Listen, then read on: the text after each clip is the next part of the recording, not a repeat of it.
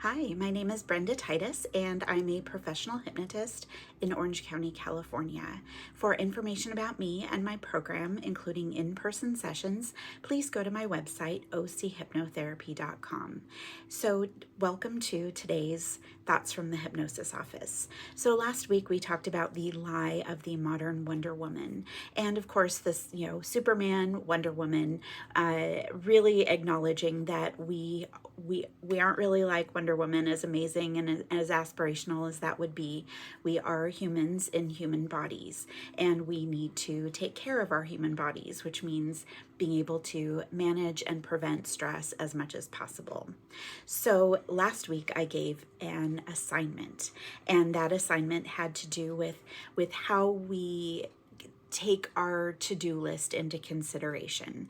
And I really wanted to think about this so that, first, obviously, so that we can get things done that need to get done, but also so that we can maximize our own strengths, our own superpowers, so to speak, acknowledge some of our kryptonite as well, and find ways to grow as well in life. And so last week, as a bit of a reminder, I talked about making your goals or your things on your to-do list achievable, and especially achievable for a human. So, and I admit this actually came from my own personal experience. I think early on, when I was first originally a hypnotist, my days that I didn't see clients, I was studying and doing, a variety of things to help me grow.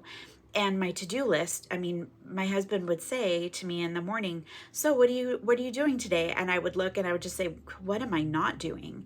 And it was exhausting. And so I did at one point joke that I tended to put more on my to-do list than was humanly possible. So I've had this kind of joke with myself about the Wonder Woman to-do list for a long time. So when I think about how to break our Wonder Woman mold, so to speak, first, like I said, making the things on our to-do list achievable, and especially achievable for a human. And that also actually means achievable within your own particular strengths and limitations. And so what may be achievable for one person may be differently achievable for somebody else. So thinking about what you can actually achieve within the chunks of time that you have for different tasks. Now, the next part that I had wanted to think about, or that I had asked people to think about last week, was to see then where you might need a sidekick, where you might need help. I do have plenty of clients who have people who come in and maybe help with the cooking or the cleaning, or some help with, back when we used to, we do, carpool. And so there'd be some sharing of tasks, and that can be, of course, professional help, as well as, people, friends and family who are, working together to help, what they say, it takes a village to raise a family. And of course, then thinking about those stretch goals. And that really has to do with, when we kind of the idea of when we cut back on our to-do list, but we also know that there's more things that we want to do, or even that we need to do, that we can look at the things that really have to be accomplished, and then be open to, if I'm feeling well enough mentally or physically, to add, as opposed to looking at the giant to-do list and just having the sense of overwhelm. So that's just kind of a reminder of the assignment that I had people think about this last week. So I do want to have fun, though, with this idea of being your own superhero. And so I think that the next part really has to do with really thinking about, what are your superpowers? What are the parts in your life that you just say, you know what, I got this. I was going to say I like to organize and plan, except guess what? Sometimes I get overwhelmed, and then it's too much. So take that as you will. So, sometimes our superpowers might be kind of a little backhanded. So, so we have to be aware of that. So, but notice, what are your strengths? And so the things, even when you think about that, maybe it's your superpower, and it's a love and a passion about, either your work, your home life, and those things that of course are enjoyable and fulfilling, gratifying, and theoretically easy. Now, sometimes it's not so much that they're easy because they're simple, but they're easy because when we enjoy doing certain things, or that we enjoy it more because we do it well, then those become things that we can consider part of our superpower. Now, next we have to talk about our kryptonite. So the kryptonite with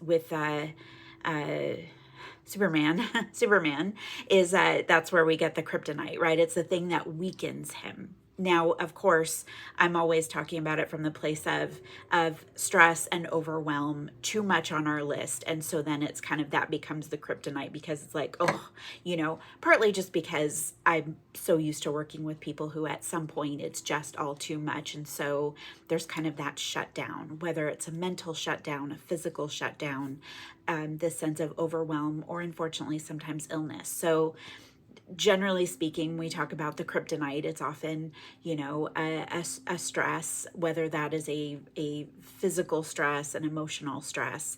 And, but there could be something else that could be a kryptonite, something that reduces your power, so to speak. So you can be aware of, okay, what is my kryptonite? And then of course, what can I do to avoid the kryptonite?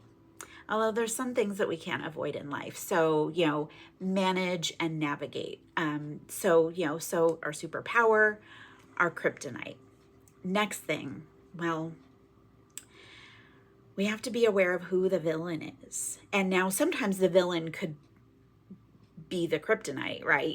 I was just thinking as I paused about maybe using an example of some people in my life in the past that have been a bit of a kryptonite, but I decided not to. But then, of course, I'm still not going to tell you. But they may be people that I think of as, oh, they were the supervillains. Now, sometimes though, our villains in our lives can propel us. So propel us to be better, do better, and kind of that I'll show you kind of thing. So I admit my kryptonite supervillain was a former employer. So, when I feeling really good and feeling like I'm using all my current superpowers, to kind of, think back, because back in the day, unfortunately, that was how it felt. So, you can think about how that might work. So you've got your superpower, your kryptonite, your villain, or even sometimes your supervillain, right? Okay. Now, I wanted to think though about how we employ the sidekick. Now, the sidekick, of course, you think about Batman and Robin, right? So, but I really wanted to think about how we can think about our sidekick as our helper.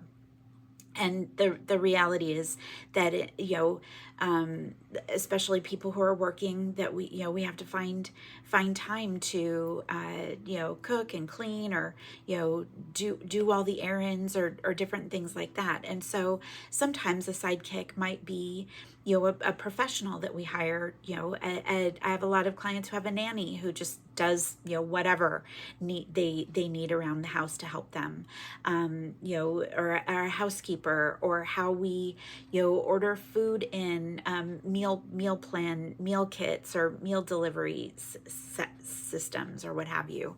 So those are ways that then it can alleviate some of what's on our to-do list, so that we can actually accomplish the things that really are within our realm of being our superpower. So if you see kind of how you might want to think about it, is there's your superpower, which of course you're not going to have somebody else take care of. You're going to take care of those things. But the things that maybe are a little bit more of your kryptonite, or just, or just too much to have on your plate, then that might be where you have your sidekick, your helper, come in and help with those things. So I'm going to challenge you to think about those things this week, as you just kind of think about even what your superhero, so that, if you even want to think about, what your superhero looks like, or how it even feels to stand in your superhero pose when you need that extra little bit of energy. And it's just kind of a fun way to think about how you can navigate your to-do list. Remember that you're human and not a superhero. And of course, by the way, we started with the idea of being afraid that we weren't enough. And by the way, I don't think that Wonder Woman ever worried about if she was enough or not. I think that she knew. And I would love for everybody to know that they are enough. So that part I will encourage you to hold on to. So that can be that one little part of Wonder Woman that you can hold on to, and or whatever superhero you would like to think about, and to know that of course you are good enough, and probably even more so, and of course you are capable. And so I hope that these couple of weeks of talking about superheroes and being your own superhero was fun for you, and I do hope that you have a wonderful